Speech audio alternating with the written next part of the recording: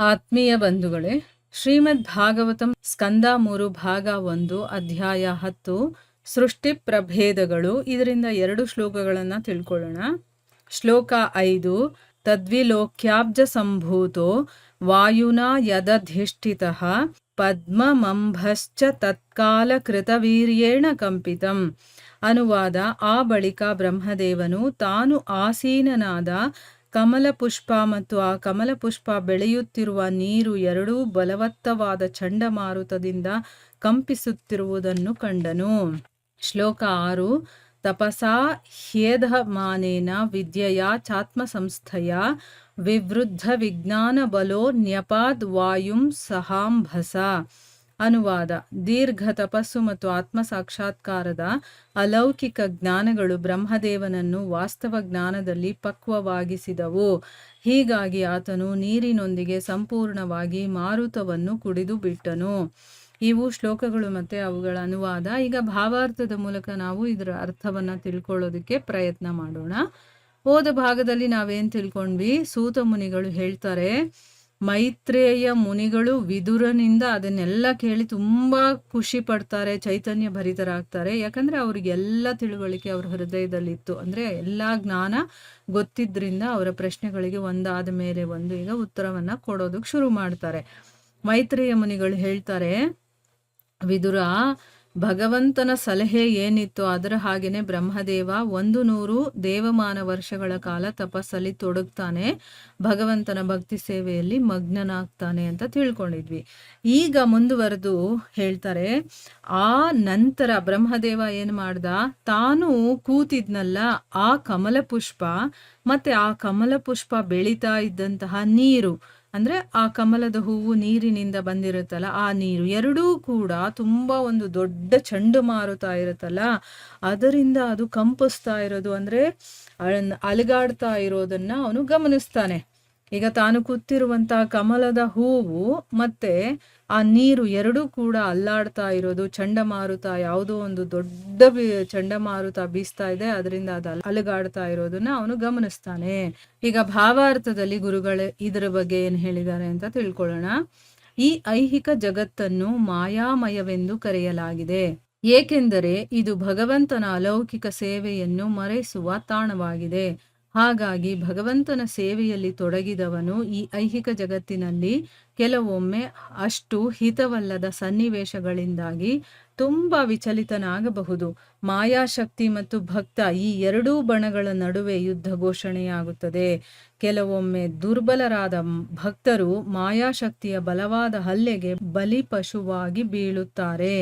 ಹೀಗಿದ್ದಾಗ್ಯೂ ಭಗವಂತನ ಕಾರಣರಹಿತ ಕರುಣೆಯಿಂದಾಗಿ ಬ್ರಹ್ಮದೇವನು ಸಾಕಷ್ಟು ಬಲವುಳ್ಳವನಾಗಿದ್ದನು. ಮಾಯಾಶಕ್ತಿಯು ಆತನ ಸ್ಥಾನದ ಅಸ್ತಿತ್ವವನ್ನು ಹೊಯ್ದಾಡುವಂತೆ ಮಾಡಿತು. ಇದರಿಂದ ಅವನಿಗೆ ವ್ಯಾಕುಲತೆ ಉಂಟಾಯಿತು, ಆದರೂ ಅವನು ಅದಕ್ಕೆ ಬಲಿಪಶುವಾಗಲಿಲ್ಲ. ಇಲ್ಲಿ ನಾವು ತಿಳ್ಕೊಬೇಕಾಗಿರುವಂಥ ಒಂದು ವಿಷಯ ಇದೆ. ಏನು ಅಂತಂದ್ರೆ ನೋಡಿ, ಈ ಜಗತ್ತನ್ನ ಮಾಯಾಮಯ ಅಂತ ಕರೀತಾರೆ, ಮಾಯೆಯಿಂದ ಕೂಡಿರುವಂಥದ್ದು.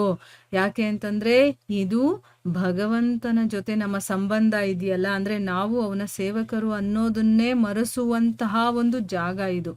ಅದಕ್ಕೋಸ್ಕರನೇ ಯಾರಾದರೂ ಆಗಿರಲಿ ಭಗವಂತನ ಸೇವೆಯಲ್ಲಿ ಯಾರು ತೊಡಗಿರ್ತಾರೋ, ಈಗ ನನಗೆ ಗೊತ್ತಾಗುತ್ತೆ, ಈಗ ನಾನು ಇಷ್ಟು ದಿವಸ ಐಹಿಕದಲ್ಲೇ ಮುಳುಗಿದ್ದೆ, ಇನ್ನು ಮೇಲೆ ನಾನು ಆಧ್ಯಾತ್ಮಿಕದ ಕಡೆ ಹೋಗಬೇಕು ಅನ್ನೋದು ನಮ್ಮ ಮನಸ್ಸಿಗೆ ಬರುತ್ತಲ್ಲ, ಆಗ ನಾವು ಯಾವುದೋ ಒಂದು ಸಾಧನೆ ಮಾಡೋದಕ್ಕೆ ಅಂತ ಮುಂದಾಗ್ತೀವಿ ನೋಡಿ. ಆಗ ನಮಗೆ ಯಾವುದು ಇಷ್ಟ ಇಲ್ವೋ ಅಂಥ ಕೆಲಸಗಳನ್ನು ಮಾಡೋದಕ್ಕೆ, ಯಾಕಂದರೆ ಮಾಯೆ ಇರೋದೇ ನಮ್ಮನ್ನು ಟೆಸ್ಟ್ ಮಾಡೋದಕ್ಕೆ, ನಮ್ಮನ್ನು ಆ ಕಡೆ ಹೋಗೋದಕ್ಕೆ ಬಿಡೋದೇ ಇಲ್ಲ ಭಗವಂತನ ಕಡೆಗೆ. ಆದರೆ ನಾವು ನಮ್ಮ ಭಕ್ತಿ ಎಂಥದ್ದು, ನನಗೆ ಭಗವಂತನಲ್ಲಿ ಎಷ್ಟು ಪ್ರೀತಿ ಇದೆ ಅನ್ನೋದನ್ನು ತೋರಿಸ್ಕೊಳ್ಬೇಕು. ಆಗ ನಾವು ಸ್ಟ್ರಾಂಗ್ ಆಗಿ ನಿಲ್ಲಬೇಕು.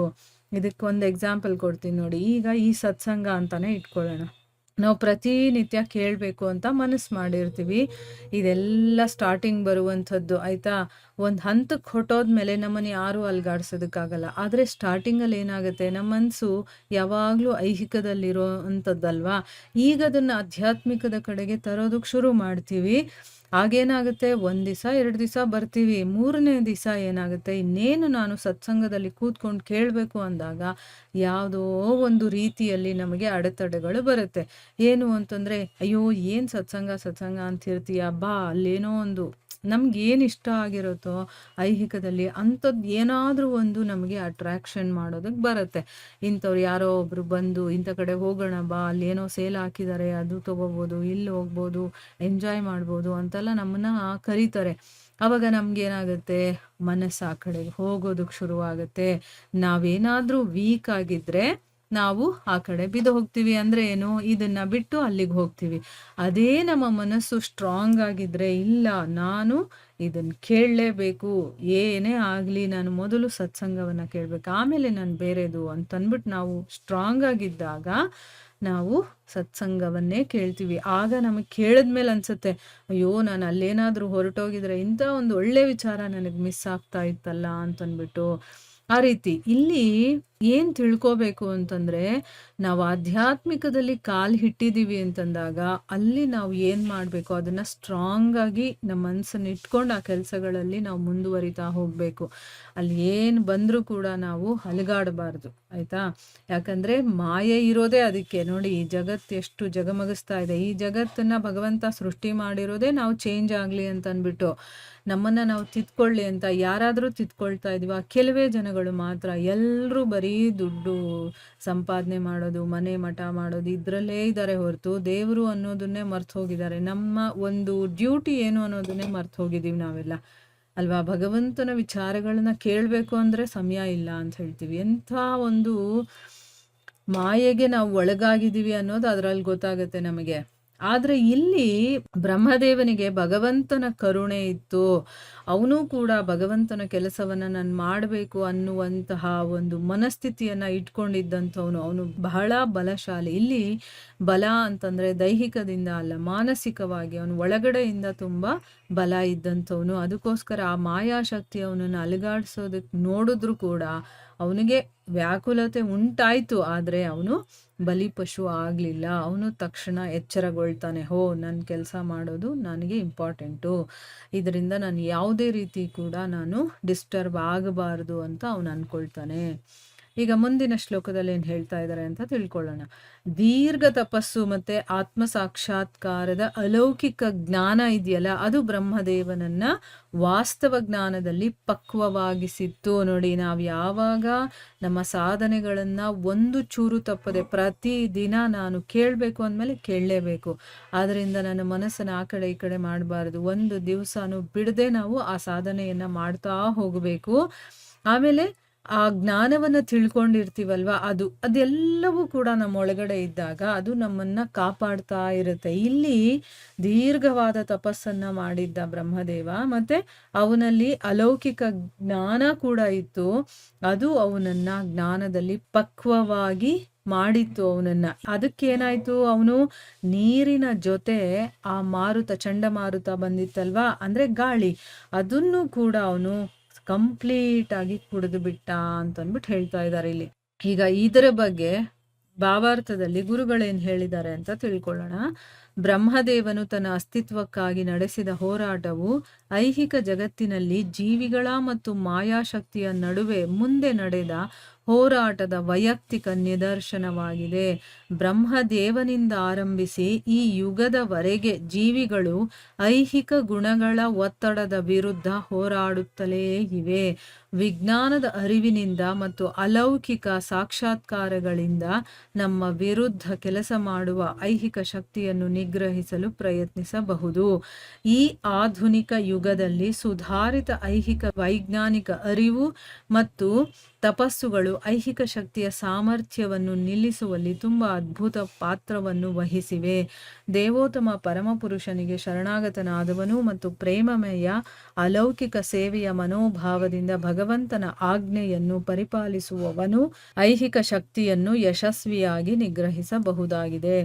ಇಲ್ಲಿ ಗುರುಗಳೇನು ಹೇಳ್ತಾ ಇದ್ದಾರೆ ಅಂತಂದರೆ, ಈಗ ಬ್ರಹ್ಮದೇವ ತನ್ನ ಅಸ್ತಿತ್ವಕ್ಕೋಸ್ಕರ ಯಾವ ರೀತಿ ಹೋರಾಟ ಮಾಡಿದ್ನೋ, ಅಂದರೆ ಅವನಿಗೆ ಇವಾಗ ಆ ನೀರು, ತಾನು ಕೂತಿದಂತಹ ಕಮಲ ಎಲ್ಲವೂ ಕೂಡ ನಡಗೋದಕ್ಕೆ ಶುರುವಾಗುತ್ತೆ, ಅಲ್ಲಾಡೋದಕ್ಕೆ ಶುರುವಾಗುತ್ತೆ. ಆಗೇನು ಮಾಡ್ದ ಅವನು, ತನಗಿದ್ದಂತಹ ಶಕ್ತಿಯನ್ನ ಉಪಯೋಗ ಮಾಡಿಕೊಂಡು ನೀರಿನ ಜೊತೆ ಆ ಚಂಡಮಾರುತವನ್ನೇ ನುಂಗ್ಬಿಟ್ಟ. ಅಂದ್ರೆ ಇಲ್ಲಿ ಅವನು ತನ್ನ ಅಸ್ತಿತ್ವಕ್ಕೋಸ್ಕರ ಏನೋ ಒಂದು ಹೋರಾಟ ಮಾಡ್ತಾನಲ್ಲ, ಅದೇ ರೀತಿ ನಾವುಗಳು ಕೂಡ ಈ ಜಗತ್ತಿನಲ್ಲಿ ಇರುವಂತ ಎಲ್ಲ ಜೀವಿಗಳು ಕೂಡ ಮಾಯಾಶಕ್ತಿಯ ಜೊತೆ ಹೋರಾಟವನ್ನ ನಡೆಸ್ತಾನೆ ಇರ್ತೀವಿ.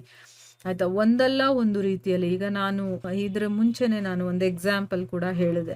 ನಾವು ಏನಾದ್ರೂ ಒಂದು ಮಾಡಕ್ ಹೊರಟಾಗ ಅದರಿಂದ ನಾವು ಕೆಳಗಡೆ ಬೀಳೋದಕ್ಕೆ ಏನ್ ಬೇಕೋ ಅಂತ ಏನಾದ್ರೂ ಒಂದು ಆಗ್ತಾ ಇರತ್ತೆ. ಆದ್ರೆ ನಾವು ಆಗ ಧೈರ್ಯಗೆಡಬಾರ್ದು. ಅದರಿಂದ ನಾವು ಹೇಗೆ ಮುಂದೆ ಬರಬೇಕು, ಹೇಗೆ ನಾವು ಅದನ್ನ ಗೆಲ್ಬೇಕು ಅಂತ ತಿಳ್ಕೊಂಡು ನಾವು ಅಲ್ಲಿಂದ ಮುಂದೆ ಬರೋದಕ್ಕೆ ಪ್ರಯತ್ನ ಮಾಡ್ಬೇಕು. ಅಂದ್ರೆ ಇಲ್ಲಿ ಗುರುಗಳೇನ್ ಹೇಳ್ತಾ ಇದಾರೆ ಅಂತಂದ್ರೆ, ಈ ಒಂದು ಆಧುನಿಕ ಯುಗದಲ್ಲಿ ಬೇಕಾದಷ್ಟು ವೈಜ್ಞಾನಿಕವಾಗಿ ನಮಗೆ ತಿಳುವಳಿಕೆ ಇದೆ ಅಲ್ವಾ.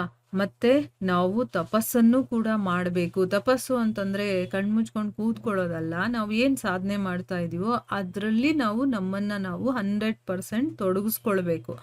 ಆಯ್ತಾ, ಇದೆಲ್ಲವನ್ನ ಮಾಡ್ತಾ ಇದ್ದಾಗ ನಾವು ಕೂಡ ಬ್ರಹ್ಮದೇವ ಯಾವ ರೀತಿ ತನ್ನ ಕೆಲಸವನ್ನ ಕಂಪ್ಲೀಟ್ ಮಾಡ್ತಾನೋ ಅದೇ ರೀತಿ ನಾವು ಆಧ್ಯಾತ್ಮಿಕದಲ್ಲಿ ಏನ್ ಮಾಡಬೇಕು ಅಂತ ನಾವು ಅನ್ಕೊಂಡಿದೀವೋ ಅದನ್ನ ಸಾಧನೆ ಮಾಡೋದಕ್ಕೆ ಆಗತ್ತೆ. ಈಗ ಭಗವಂತನಿಗೆ ಶರಣಾಗತನಾಗಿರುವಂಥವನು ಮತ್ತೆ ಅವನಿಗೆ ಪ್ರೀತಿಯಿಂದ ಸೇವೆಯನ್ನ ಮಾಡುವಂತ ಒಂದು ಮನೋಭಾವ ಇರುವಂಥವನು ಭಗವಂತನ ಆಜ್ಞೆಯನ್ನ ಪಾಲಿಸ್ತಾನೆ. ಮತ್ತೆ ಅವನು ಈ ಐಹಿಕ ಶಕ್ತಿಯನ್ನ ನಿಜವಾಗ್ಲೂ ಅವನು ನಿಗ್ರಹಣೆ ಮಾಡೋದಕ್ಕಾಗತ್ತೆ. ಈಗ ನಮ್ಗೆ ಐಹಿಕದಲ್ಲಿ ಏನೇ ತೊಂದರೆಗಳು ಬಂದ್ರೂ ಕೂಡ ನಾವು ಅದನ್ನ ತಡೆಯೋದಕ್ಕಾಗತ್ತೆ, ಇಲ್ಲ ಅಂತಂದ್ರೆ ಆಗೋದಿಲ್ಲ. ನಮಗೆ ಯಾವಾಗ ಭಗವಂತನಲ್ಲಿ ಪ್ರೀತಿನೇ ಇಲ್ಲ, ಆಮೇಲೆ ಭಗವಂತನಿಗೆ ನಾವು ಶರಣಾಗತಿ ಆಗಿಲ್ಲ ಅಂತಂದ್ರೆ ನಾವು ಐಹಿಕದಲ್ಲಿ ಏನು ಬಂದ್ರೂ ಅದಕ್ಕೆ ನಾವು ಬೀಳ್ತಾ ಹೋಗ್ತೀವಿ. ಅದೇ ನಾವು ಭಗವಂತನಿಗೆ ಶರಣಾಗತಿ ಆಗಿ ಅವನು ಹೇಳ್ದಾಗೆ ನಾನು ಮಾಡ್ತಾ ಹೋಗ್ತೀನಿ, ಅವನನ್ನ ನಾನು ಪ್ರೀತಿಯಿಂದ ಸೇವೆ ಮಾಡ್ತೀನಿ. ಯಾಕಂದ್ರೆ ಅವನಲ್ಲಿ ನಮಗೆ ಆಟೋಮೆಟಿಕ್ ಆಗಿ ಪ್ರೀತಿ ಇರುತ್ತೆ.